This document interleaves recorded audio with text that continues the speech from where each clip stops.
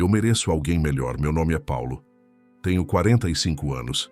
E essas 5 palavras acabaram com tudo o que eu pensava saber sobre minha vida. Sentado naquele quarto de pensão em Belo Horizonte, olhando os papéis do divórcio, sobre a mesinha arranhada, o ventilador de teto chiava girando devagar. O cheiro de mofo subia do carpete gasto. 3 meses antes eu tinha uma casa, um carro, uma vida que fazia sentido. Então Clarice ficou doente. Câncer de ovário em estágio 3. O médico disse que a cirurgia era a única chance dela. Mas nosso plano de saúde tinha sido cancelado 6 meses antes, quando fui demitido da Metalúrgica São Jorge, a fábrica onde trabalhei por 18 anos. Me desesperei. Vendi a casa para um comprador à vista, em 2 semanas. Vendi minha caminhonete para o vizinho por metade do valor. Esvaziei nossa poupança. Peguei empréstimo contra minha aposentadoria. Pedi dinheiro para qualquer um que quisesse escutar. A cirurgia aconteceu numa terça-feira no final de janeiro. Sentei naquela sala de espera por 7 horas, tomando café requentado e rezando para um Deus no qual eu mal acreditava mais. Quando o cirurgião saiu e me disse que ela tinha sobrevivido, chorei na frente de estranhos, não me importei. Clarice se recuperou devagar. Fiquei ao lado dela em cada consulta. Cada remédio, cada noite ruim. Nos mudamos para uma pensão barata na periferia, porque era tudo que eu podia pagar. Peguei turnos num depósito, carregando caminhões às 4 da manhã. Voltava para casa exausto e dolorido.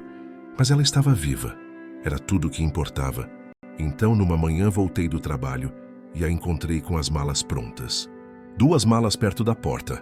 A irmã dela, Fernanda, estava atrás dela, de braços cruzados e olhar frio. Clarice não olhava para mim.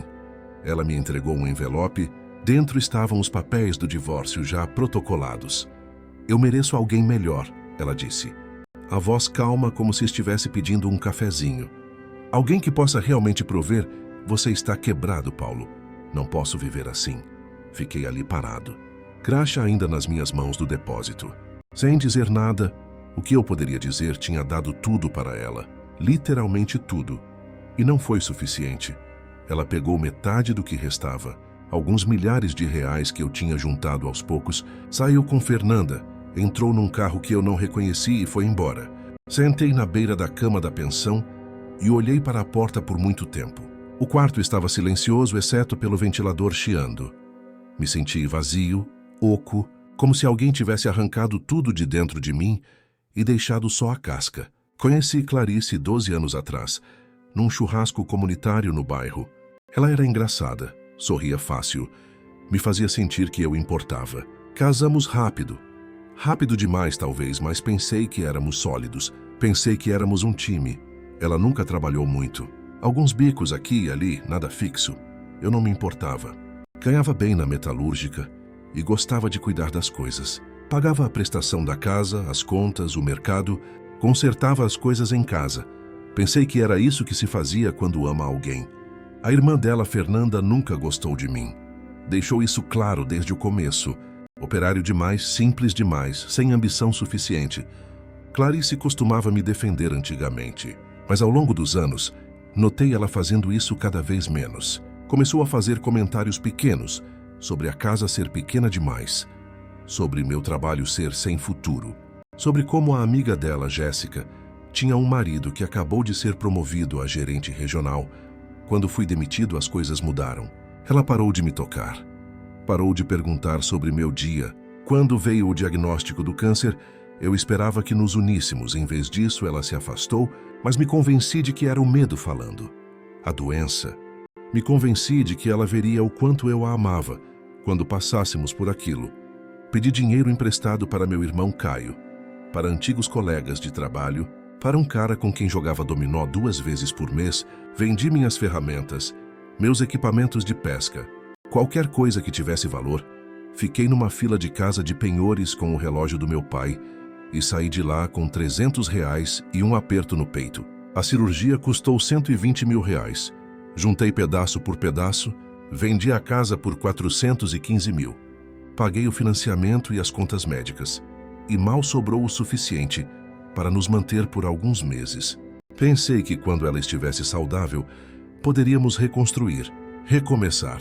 Pensei que ela lembraria do que tínhamos, mas na semana depois do último check-up, quando o médico disse que ela estava livre do câncer, ela começou a falar mais com Fernanda. Ligações longas atrás de portas fechadas. Peguei pedaços de conversas, palavras como oportunidade e recomeço, e anos desperdiçados. Deveria ter visto vindo, mas não queria acreditar. No dia que ela saiu, liguei para Caio. Ele não atendeu.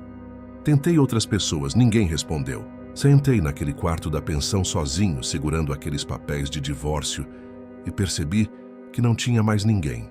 2 dias depois de Clarice ir embora, eu estava sentado do lado de fora da pensão, numa cadeira de ferro enferrujada, tomando café de posto, quando um homem de terno se aproximou. Ele era mais velho. Talvez 60 anos, cabelo grisalho e uma pasta de couro. "Você é o Paulo?" Ele perguntou. Acenei que sim. "Estava te procurando", ele disse. "Meu nome é Gregório, sou advogado. Seu tio Leonardo faleceu há 3 semanas. Olhei para ele. "Não tenho um tio Leonardo." "Tem sim", Gregório disse. "Irmão mais velho do seu pai.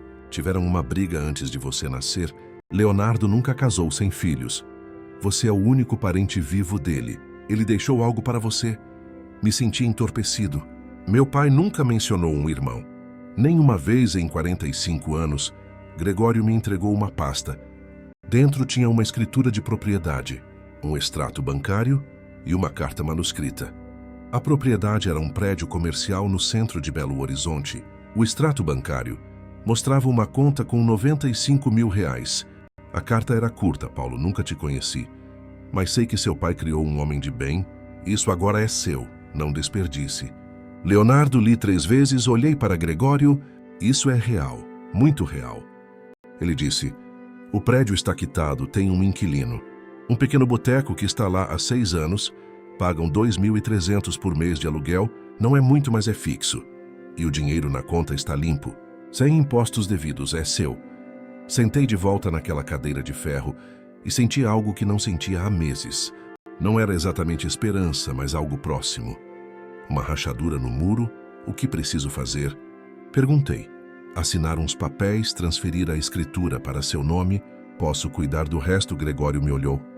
"Você está bem, filho?" Acenei que sim. Não estava bem, mas estava melhor do que 2 minutos atrás. Depois que Gregório foi embora, fiquei ali muito tempo segurando aquela carta. Pensei em Clarice, em como ela disse que eu não podia prover, em como ela foi embora na primeira dificuldade.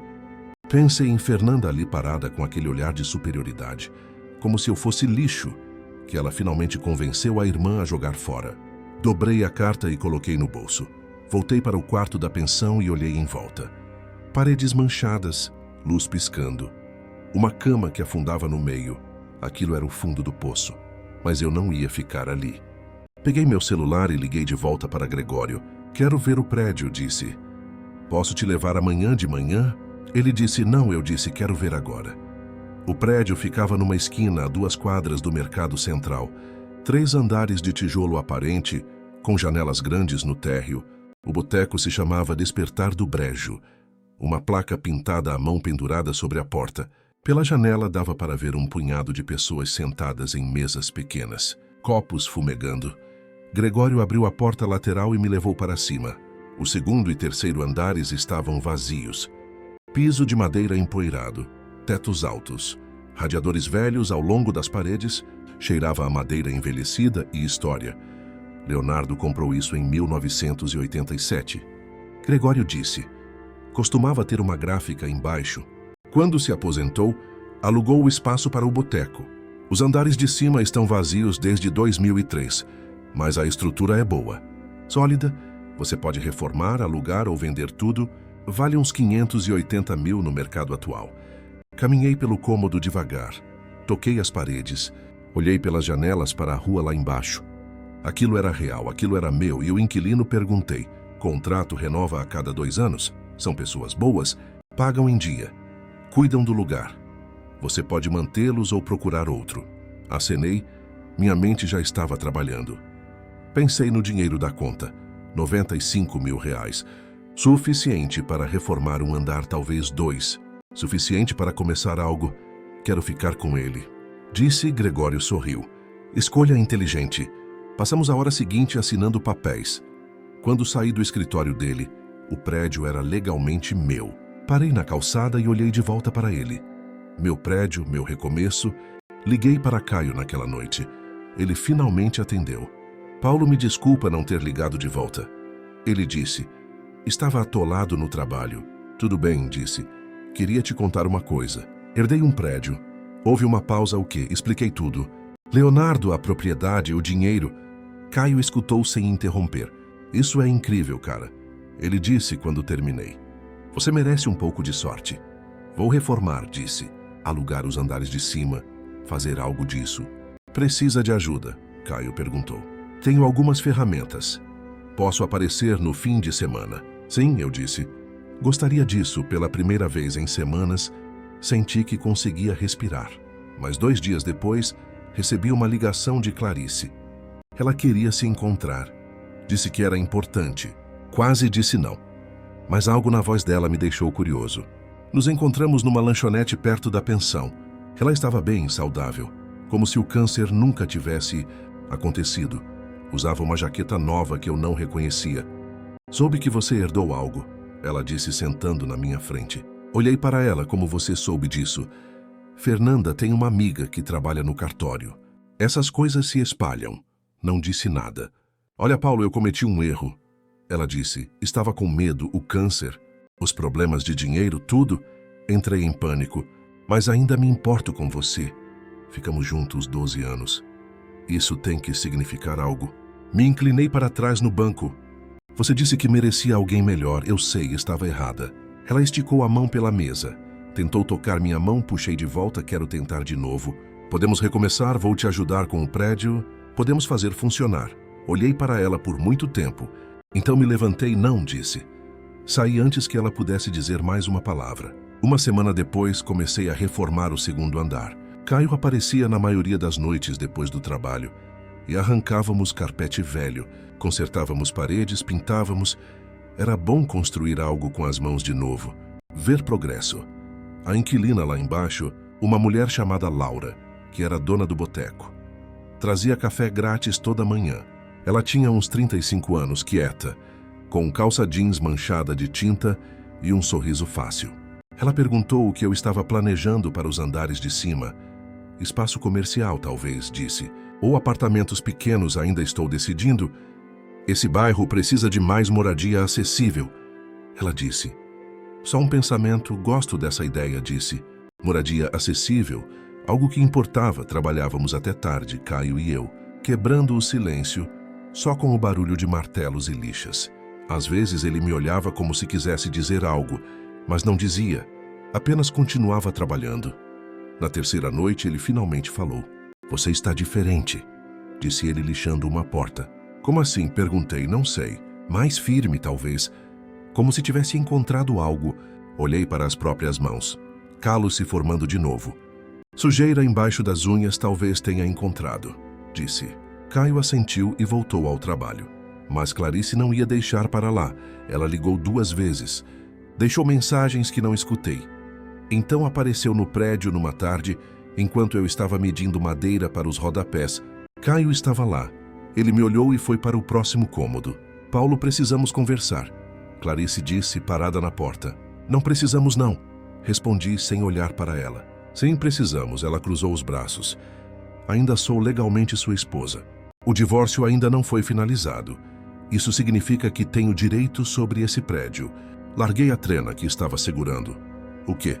Brasil tem regime de comunhão parcial de bens. Qualquer coisa adquirida durante o casamento pode ser dividida no divórcio. Você herdou esse prédio enquanto ainda éramos casados. Falei com um advogado. Tenho direito à metade. Senti meu peito apertar. A sala girar levemente. Você que me largou, disse. Isso não importa legalmente. Ela respondeu, tenho direitos. Olhei para ela, realmente olhei. Vi a determinação no rosto, a frieza nos olhos. Aquilo não era sobre reconciliação. Nunca foi. Ela queria o prédio, queria o dinheiro. Queria pegar a única coisa boa que tinha me acontecido em meses e partir ao meio, sai daqui. Disse, Paulo, seja razoável. Podemos resolver isso sem ir para o tribunal. Só me dê o que é meu e assino os papéis. Separação limpa, sai daqui, disse de novo. Mais alto dessa vez ela hesitou. Olhou em volta para as paredes meio pintadas, para as ferramentas espalhadas. Então virou e saiu. Ouvi seus passos descendo a escada. Caio voltou para a sala. Cara, ele disse. Eu sei, respondi. 2 dias depois recebi uma carta por Sedex. Reconheci o logotipo de um escritório de advocacia no envelope. Abri ali mesmo na pensão. Sentado na beira da cama que afundava, era uma notificação formal. Clarice estava reivindicando direitos sobre a propriedade. Pedia metade do valor estimado, ou metade da renda mensal do aluguel, ou um acordo de R$150 mil. Li 3 vezes, cada palavra era uma pancada. Peguei o telefone e liguei para Gregório. Preciso falar com você, disse. É urgente. Nos encontramos no escritório dele 1 hora depois. Mostrei a carta. Ele leu devagar, ajustou os óculos, suspirou. Ela tem um caso, ele disse finalmente. Não é ótimo, mas tem um caso. Propriedade herdada normalmente é considerada separada. Mas se você melhorar ou gerar renda dela durante o casamento, pode virar bem comum.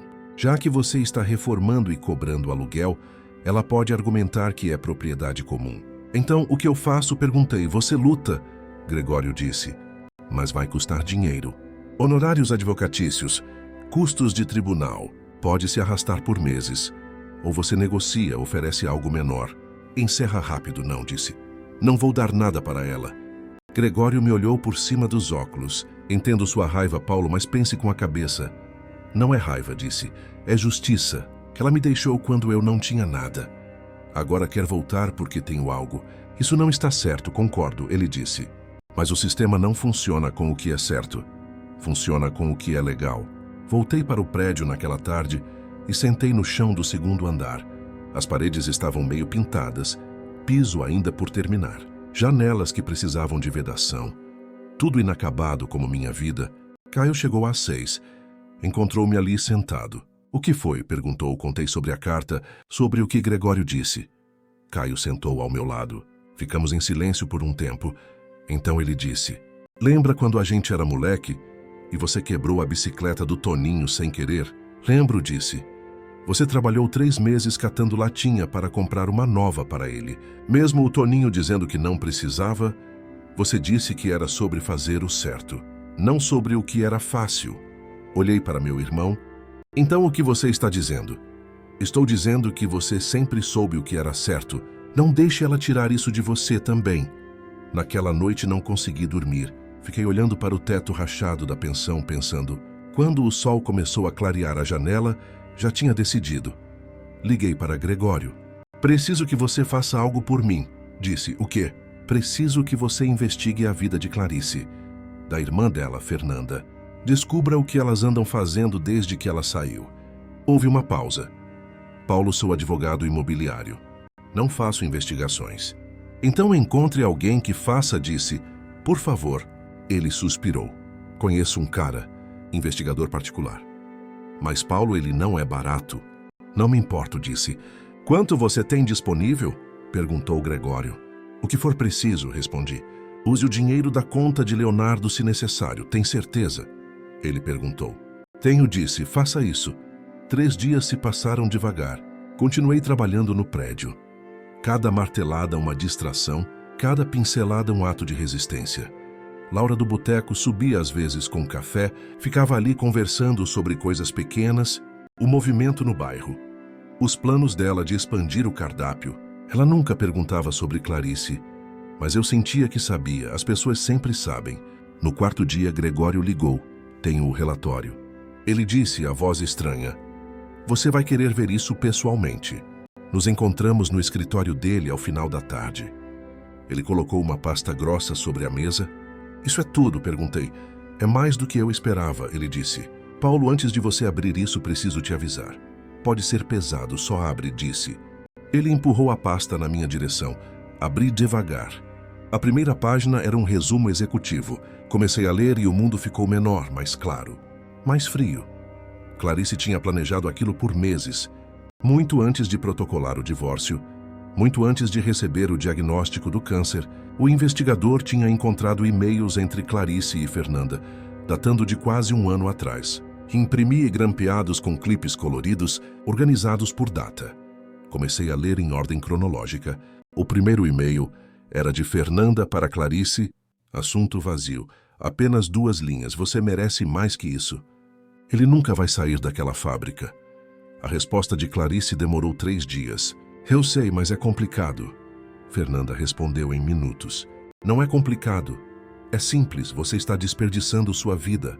Virei a página, mais e-mails, Fernanda pressionando. Clarice resistindo, mas cada vez menos.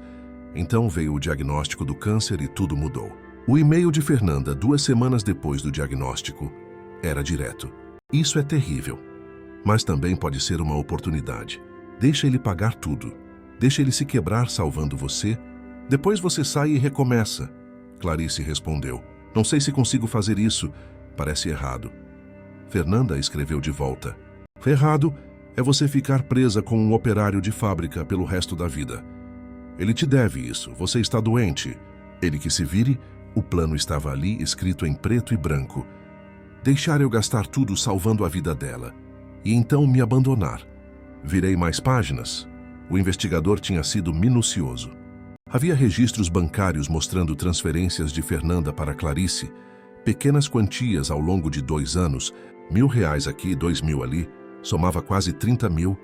Fernanda estava financiando a saída de Clarice, dando a ela um colchão financeiro, enquanto eu vendia meu relógio em casa de penhores. Então encontrei a parte que fez meu estômago revirar. Clarice estava vendo alguém, um homem chamado Jordano Silva, vendedor farmacêutico. Conheceram-se numa das consultas dela no hospital. O investigador tinha fotos. Clarice e Jordano entrando num hotel em Contagem. Clarice e Jordano almoçando num restaurante que eu nunca poderia pagar. Clarice e Jordano de mãos dadas caminhando no parque. As datas nas fotos mostravam tudo. O primeiro encontro foi 8 semanas atrás, exatamente 1 semana depois dela receber o atestado final de saúde. Ela não estava me deixando porque eu estava quebrado. Estava me deixando porque já tinha encontrado alguém melhor. Alguém com dinheiro, com carro novo, com futuro. Eu era só o idiota que tinha pago as contas. Continuei lendo. Havia mais e-mails depois da morte de Leonardo. Fernanda tinha descoberto sobre a herança antes mesmo de Clarice me contar. Tinha pesquisado o valor da propriedade no cartório, calculado a renda potencial dos aluguéis, feito contas. O e-mail dela para Clarice era uma planilha. Se você conseguir metade do prédio, são pelo menos 300 mil. Se conseguir metade da renda mensal, são quase 3 mil por mês sem fazer nada. Ele te deve isso.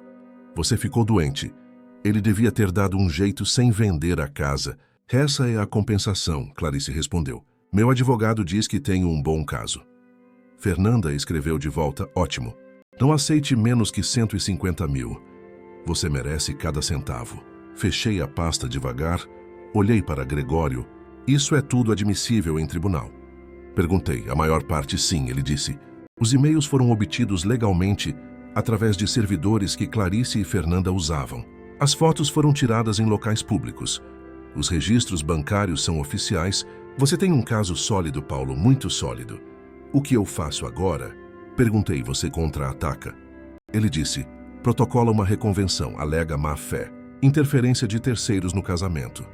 Adultério, pede não só a negação do pedido dela, mas também seus honorários advocatícios. Vai ficar feio, eu disse, vai, ele confirmou. Mas você vai ganhar.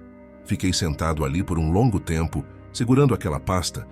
O peso dela não era físico, era moral. Era a prova de que eu tinha sido usado, manipulado, descartado. Mas também era minha salvação, minha arma, faça isso. Disse finalmente, protocole tudo. Gregório assentiu. Vou precisar de uns dias para preparar. Me liga quando estiver pronto, disse levantando Paulo. Ele me chamou quando eu já estava na porta. Sim, isso vai mudar tudo. Você está preparado? Olhei para ele, estou. 2 semanas se passaram em uma névoa estranha. Continuei trabalhando no prédio, mas minha mente estava em outro lugar. Caio notou. Você está quieto demais, ele disse uma noite enquanto instalávamos rodapés. Estou pensando sobre o quê? Sobre como a gente acha que conhece as pessoas. Ele parou de trabalhar, me olhou. E às vezes a gente conhece mesmo, só não quer acreditar. Laura do boteco começou a subir mais vezes. Trazia não só café, mas também pão de queijo que ela mesma fazia. Conversávamos sobre coisas pequenas, mas importantes. Ela contou que tinha aberto o boteco depois de um divórcio difícil, que tinha recomeçado do zero, que o prédio de Leonardo tinha sido sua salvação. Agora é sua vez, ela disse, de recomeçar, de construir algo seu. No 14º dia, Gregório ligou. Está pronto, ele disse. São 62 páginas. Inclui tudo. Todos os e-mails, todas as transações, todas as fotos. Estou protocolando amanhã de manhã. O advogado de Clarice vai receber uma cópia. Prepare-se, para quê? Perguntei, para ela ligar. Ela ligou 3 horas depois do protocolo. Paulo, ela gritou no telefone. Você mandou nos investigar. Isso é loucura, você é louco. Estou protegendo o que é meu. Disse calmamente. Você não tem direito, ela continuou gritando. Não tem direito de invadir minha privacidade. Minha vida, você mentiu, enganou, traiu, disse. Tudo está documentado, Clarice, cada e-mail, cada centavo que Fernanda te deu. Cada encontro com Jordano. Você planejou isso desde o começo, não foi assim? Ela disse, mas a voz tinha perdido força. Foi exatamente assim, respondi. E agora o juiz vai ver tudo. Você vai perder Paulo? Ela disse, tentando recuperar a firmeza. Meu advogado disse que você não tem caso, então nos vemos no tribunal? Desliguei antes dela responder. Minhas mãos tremiam, mas não de medo. Era adrenalina, era poder, era justiça. Caio chegou meia hora depois. Encontrou-me sentado no chão do 2º andar. Você fez, ele disse, não era pergunta. Fiz, respondi. Ele sentou ao meu lado. Ficamos ali olhando para as paredes que tínhamos pintado juntos. Isso vai acabar bem, ele disse, vai, concordei. Mas não sabia se acreditava. As semanas seguintes foram estranhas. Trabalhei no prédio, com uma intensidade nova. Terminei o 2º andar completamente. Piso, pintura. Instalações elétricas, janelas novas. Ficou profissional bonito. Coloquei uma placa na frente, anunciando salas comerciais para alugar. Em 3 dias tinha 5 interessados. Em uma semana tinha fechado contrato com uma empresa de marketing digital. R$5.000 por mês. O prédio estava funcionando. Estava gerando renda. Estava provando que Clarice estava errada. Comecei a trabalhar no 3º andar. Caio ajudava quando podia. Mas ele tinha o próprio trabalho, suas próprias responsabilidades. Laura do Boteco me apresentou a um empreiteiro amigo dela, Marcelo. Homem sério de uns 50 anos, com mãos grandes e sorrir raro. Ele me fez um orçamento justo para o trabalho elétrico do 3º andar. Aceitei. Trabalhávamos juntos em silêncio confortável. Às vezes ele comentava sobre a estrutura do prédio, sobre como era bem construída, sobre como Leonardo sabia escolher propriedades. Ele te deixou algo bom? Marcelo disse um dia. Não desperdice, não vou, prometi. A audiência foi marcada para o final de abril. Recebi a notificação por e-mail, tinha 2 meses para me preparar, mas não havia muito a preparar. A verdade estava toda ali na pasta que Gregório tinha montado, 62 páginas de evidências, de mentiras expostas, de manipulação documentada. Tentei não pensar muito nisso. Focava no trabalho, nas reformas, nos novos inquilinos, no futuro que estava construindo tijolo por tijolo. Mas de noite, sozinho na pensão, as perguntas vinham. E se eu perder? E se o juiz não acreditar? E se Clarice conseguir alguma reviravolta? Acordava suado, coração acelerado, olhando para o teto rachado. Então lembrava das palavras de Caio. Você sempre soube o que era certo e conseguia dormir de novo. Clarice tentou me ligar mais 2 vezes. Não atendi. Ela mandou mensagens, apaguei sem ler. Ela apareceu no prédio uma tarde, mas Laura do Boteco não deixou ela subir. Disse que eu tinha dado instruções. Clarice ficou ali na calçada gritando meu nome, mas não desci. Eventualmente ela foi embora. Fernanda também tentou contato. Mandou um e-mail longo falando sobre família, sobre como eu estava destruindo relacionamentos, sobre como estava sendo vingativo e pequeno. Respondi com uma única linha. Nos vemos no tribunal. Ela não respondeu. Março virou abril. O 3º andar ficou pronto. Aluguei metade para um designer gráfico freelancer e metade para um pequeno escritório de advocacia. Ironia não perdida. O prédio agora gerava R$9.700 por mês em aluguel. Menos as despesas, eu estava tirando uns 7.000 líquidos. Não era fortuna, mas era estabilidade. Era independência. Era prova. Uma semana antes da audiência, Gregório me chamou no escritório dele. Precisamos conversar sobre estratégia. Ele disse, não há estratégia. Falei, temos a verdade. Ele balançou a cabeça. A verdade ajuda, mas não é suficiente. Precisamos apresentar bem. Fazer o juiz ver não só o que elas fizeram, mas porque isso importa legalmente. Ele me mostrou o argumento que ia usar. Clarice tinha violado o dever de lealdade conjugal através do adultério. Fernanda tinha interferido maliciosamente no casamento através de manipulação financeira e emocional. A herança era bem exclusivo meu por lei. E as melhorias feitas foram financiadas exclusivamente com recursos da própria herança, não com bens comuns. Portanto, nada do prédio era divisível. Além disso, pela má-fé demonstrada. Clarice deveria arcar com meus custos legais. Faz sentido? Perguntei. Faz, Gregório disse. E temos evidência para cada ponto. Você vai estar lá. Perguntei. Vou, ele confirmou. Vou apresentar tudo. Você só precisa estar calmo e responder honestamente se perguntarem algo. Consigo fazer isso, disse. Sei que consegue. Ele respondeu. A noite anterior à audiência, não dormi. Fiquei sentado na janela do quarto da pensão, olhando a cidade. As luzes espalhadas como estrelas caídas. Pensei em tudo o que tinha acontecido nos últimos meses. A doença de Clarice, a venda da casa, o divórcio, a herança. Cada momento tinha me levado até aqui. Até essa noite antes do julgamento. Não sentia raiva, era estranho.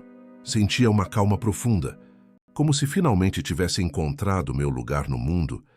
Às 5 da manhã desisti de tentar dormir. Tomei banho. Vesti a única roupa social que tinha, uma calça preta e camisa branca que Caio tinha me emprestado.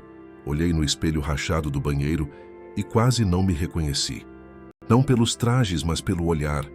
Havia determinação ali. Uma firmeza que não existia antes. O tribunal era um prédio cinza no centro. Cheguei 1 hora antes, Gregório já estava lá. Pasta na mão, terno impecável. Você dormiu? Ele perguntou.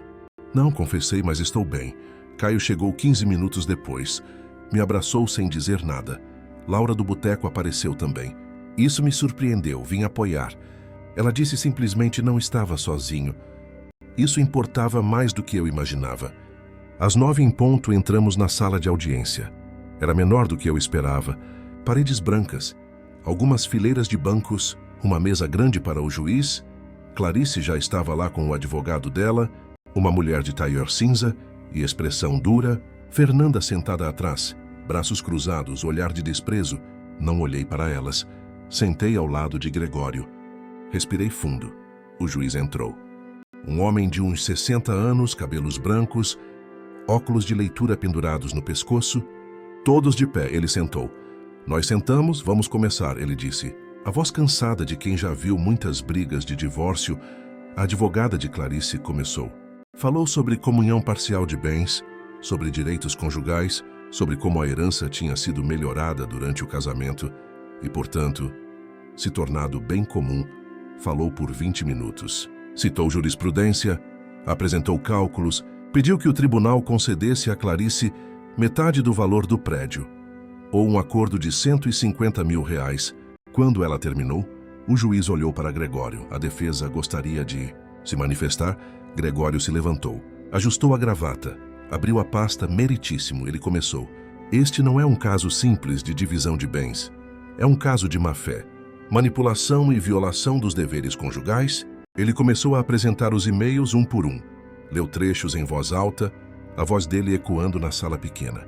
Os planos de Fernanda, as respostas de Clarice, a frieza com que tinham planejado minha ruína financeira, mostrou as transferências bancárias, o dinheiro que Fernanda tinha dado a Clarice durante nosso casamento, criando um fundo de fuga, enquanto eu vendia meu relógio. Então vieram as fotos Clarice e Jordano, cada imagem projetada na parede, datadas localizadas provando o adultério. O juiz se inclinou para a frente, estudou cada documento, cada foto, fez perguntas. Gregório respondeu com precisão cirúrgica. A advogada de Clarice tentou objetar, alegou privacidade, alegou irrelevância. O juiz negou cada objeção. Isso é relevante, ele disse. Mostra o caráter da requerente e as circunstâncias do término do casamento. Gregório continuou. Mostrou como a herança era bem exclusivo meu. Como as reformas tinham sido pagas apenas com dinheiro da herança, não com recursos comuns. Citou o artigo 1659 do Código Civil. Bens adquiridos por herança são excluídos da comunhão. Mostrou os contratos de aluguel, as notas fiscais das reformas, tudo documentado, tudo claro. Finalmente, ele apresentou o pedido de honorários advocatícios pela má-fé demonstrada pela requerente e pela interferência maliciosa da irmã dela, Fernanda Costa. Pedimos que a requerente arque com os custos legais do requerido no valor de R$ 16.800. Quando Gregório sentou, havia silêncio na sala. O juiz tirou os óculos, esfregou os olhos, olhou para Clarice. A senhora gostaria de se pronunciar? Perguntou. Clarice olhou para a advogada sussurrou algo. Clarice balançou a cabeça. O juiz esperou. A senhora tem algo a dizer sobre as evidências apresentadas, especificamente sobre os e-mails e as fotografias? Clarice abriu a boca, fechou, abriu de novo. Os e-mails são reais? Ela disse finalmente, a voz pequena. E o relacionamento com o senhor Jordano Silva, quando começou, Clarice olhou para baixo Março, enquanto ainda era casada com o requerido. Sim, o juiz fez anotações. Olhou para Fernanda.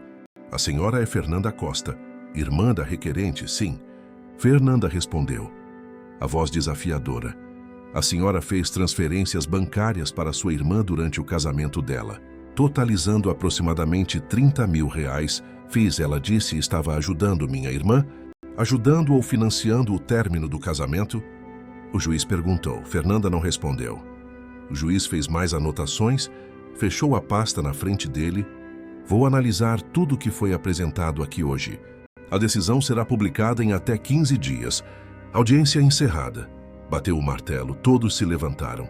Clarice saiu rápido, Fernanda atrás dela. Não olharam para trás. Fiquei ali parado, sentindo o peso sair dos meus ombros. Gregório me bateu nas costas. Foi bem, ele disse. Muito bem. Saímos do tribunal. Caio me abraçou na escada. Orgulhoso de você, mano, ele disse. Laura sorriu, ofereceu café, aceitamos. Fomos os três para o boteco. Sentamos numa mesa no canto, tomamos café e comemos pão de queijo. E pela primeira vez em meses, senti que podia respirar completamente. Os 15 dias se arrastaram. Continuei trabalhando no prédio. Comecei a planejar a compra de uma segunda propriedade. Um sobrado 2 ruas abaixo que estava à venda. Precisava de reforma, mas tinha potencial. Usei parte do dinheiro da herança como entrada. Consegui um empréstimo pequeno para o resto. A corretora me olhou surpresa quando aprovaram. Você tem bom crédito, ela disse. E propriedade como garantia, isso ajuda. No 13º dia, Gregório ligou. A decisão saiu, ele disse. E ganhamos, Paulo. Ganhamos tudo. Soltei o ar que não sabia que estava prendendo. O juiz negou completamente o pedido de Clarice, confirmou que a herança é bem exclusivo seu. Condenou ela a pagar seus honorários advocatícios e ainda fez uma observação sobre má-fé, que vai ficar registrada no processo. O que isso significa? Perguntei. Significa que acabou. Você é livre. O prédio é seu. O futuro é seu. Desliguei e sentei no chão do 3º andar. Olhei em volta para as paredes pintadas, as janelas novas, o piso reluzente. Tinha construído aquilo. Tinha lutado por aquilo, tinha vencido. Clarice nunca pagou os honorários. Soube depois por Caio que ela tinha pedido falência 4 meses depois da decisão. Fernanda parou de falar com ela. Furiosa por Clarice ter admitido tudo no tribunal, o relacionamento delas implodiu. Jordano, o vendedor farmacêutico, deixou Clarice quando descobriu que ela não tinha dinheiro e tinha dívidas. Ela se mudou para um apartamento pequeno na periferia leste e conseguiu emprego de garçonete num restaurante por quilo. Soube disso tudo de terceira mão. Não procurei informações, não me importei mais. Terminei a reforma do sobrado em agosto. 3 meses de trabalho duro. Caio ajudou. Marcelo, o empreiteiro, também. Laura trouxe café e comida. Viramos uma equipe estranha, mas funcional. Transformei o sobrado em 2 apartamentos, um em cada andar.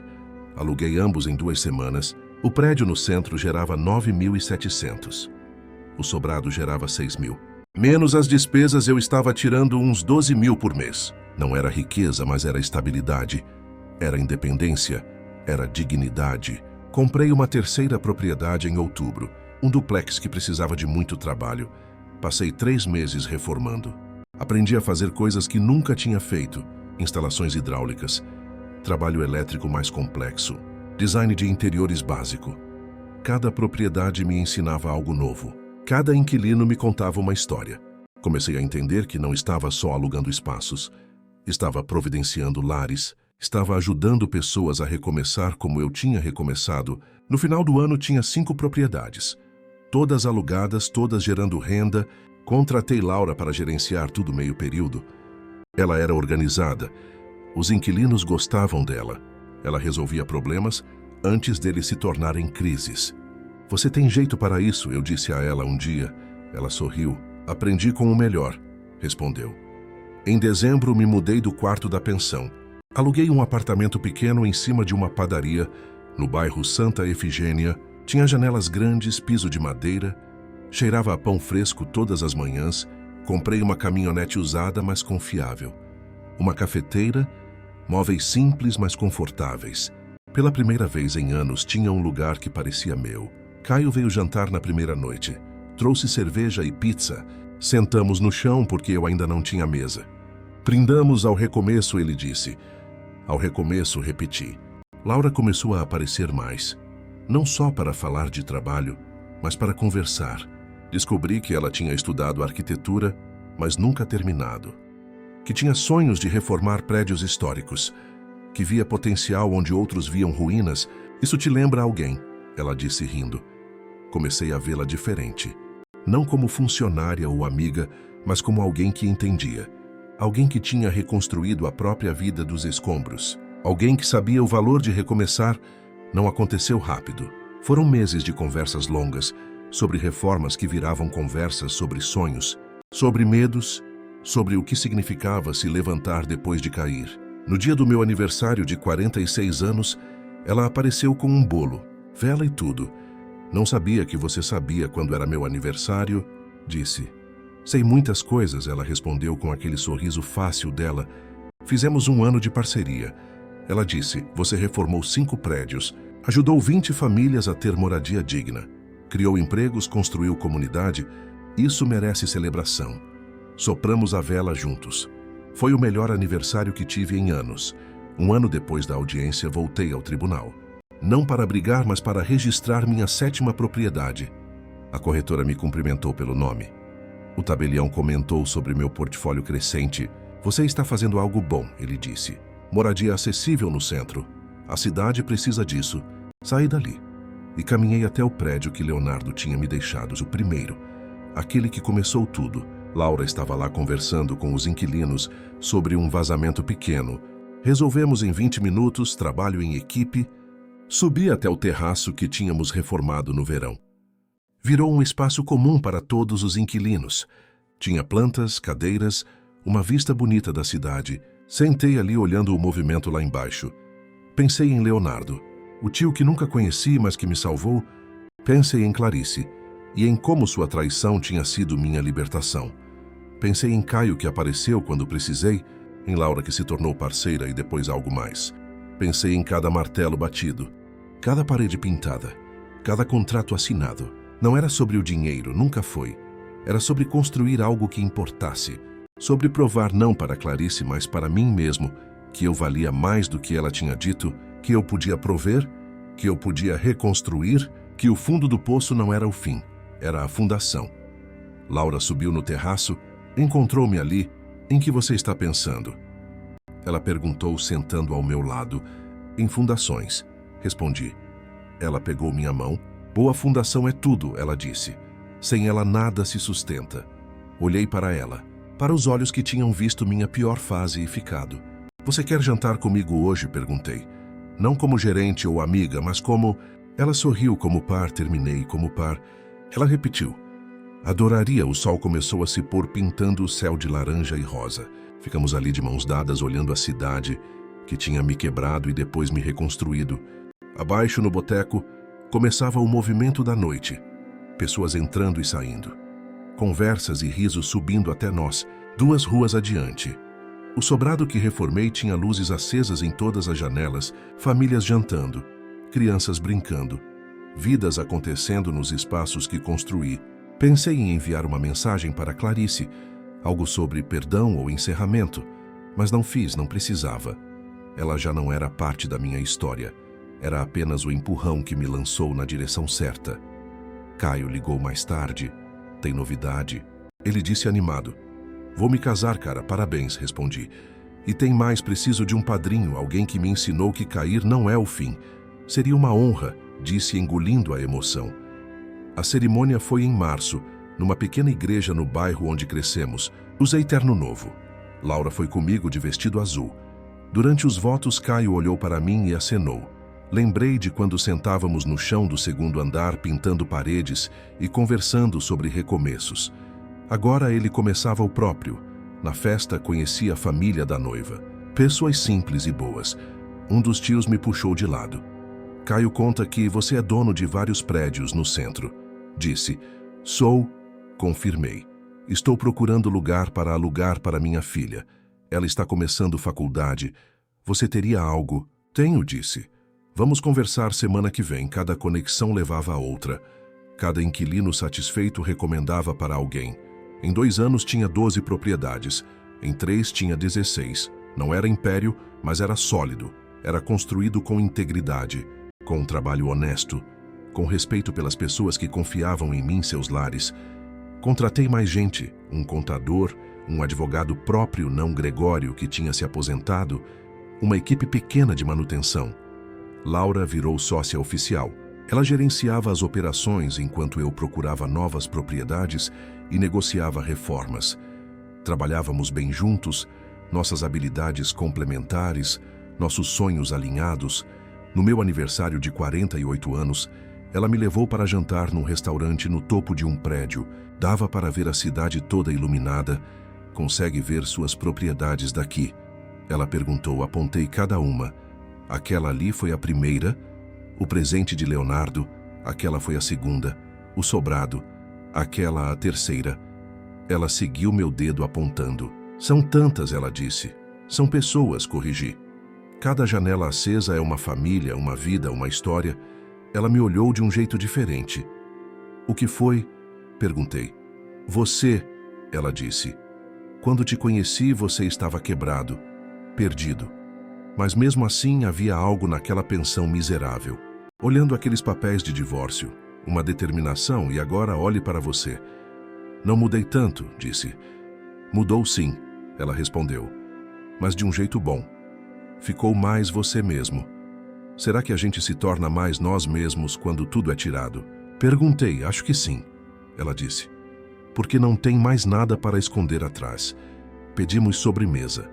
Conversamos sobre expandir para outras cidades, sobre criar um fundo para ajudar pessoas em situações como a minha tinha sido, sobre deixar um legado que importasse.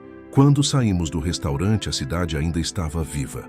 Movimento nas ruas, luzes nos prédios, cada um contando histórias que eu nunca saberia. Mas algumas eu conhecia. Conhecia Dona Maria no segundo andar do prédio da rua Tupinambás, que tinha fugido de relacionamento abusivo e recomeçado ali. Conhecia o Sr. João no térreo do sobrado da rua Caetés, que tinha perdido emprego aos 60 e precisava de lugar barato até se aposentar. Conhecia a estudante Beatriz no terceiro andar do prédio central, que trabalhava de dia e estudava de noite e precisava de lugar perto da faculdade. Cada um tinha uma história de recomeço. Cada um estava construindo algo dos escombros, como eu tinha feito. Dirigimos de volta em silêncio confortável. Laura encostou a cabeça no vidro da janela, olhando as luzes passarem. Quando paramos em frente ao apartamento dela, ela não desceu imediatamente. Paulo, ela disse. Sim, obrigada. Pelo quê? Por me deixar fazer parte disso, da construção, da comunidade, de você. Peguei a mão dela. Obrigado por ficar. Respondi. Ela sorriu, beijou minha bochecha, desceu do carro. Antes de fechar a porta, ela se virou. Amanhã vamos ver aquela propriedade na Savassi. Sim, confirmei. Pode ser nossa maior reforma ainda, mal posso esperar, ela disse. E sumiu porta adentro. Dirigi para casa pensando em como as coisas tinham mudado. Há 3 anos estava naquela pensão achando que minha vida tinha acabado. Agora tinha negócio próspero. Tinha Caio de volta, tinha Laura. Tinha propósito, não era sobre o dinheiro, embora o dinheiro ajudasse. Era sobre provar que valia mais do que Clarice tinha dito. Que o fundo do poço não era o fim, mas o começo. Que reconstruir era possível. que merecimento não vinha de outras pessoas, mas de dentro. Estacionei em frente à padaria, subi as escadas. O cheiro de pão já começando para o dia seguinte. Entrei no apartamento, liguei as luzes, olhei em volta para os móveis simples, as paredes decoradas com fotos de cada propriedade. A mesa onde fazia os planos, aquilo era meu, construído com trabalho honesto, com integridade, com respeito.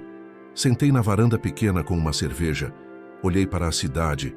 Em algum lugar lá fora, Clarice estava vivendo a vida dela. Em algum lugar, Fernanda estava com os próprios problemas. Não importava mais. Não eram parte da minha jornada. Eram apenas o empurrão que me colocou no caminho certo. O telefone tocou, era a mensagem de Laura.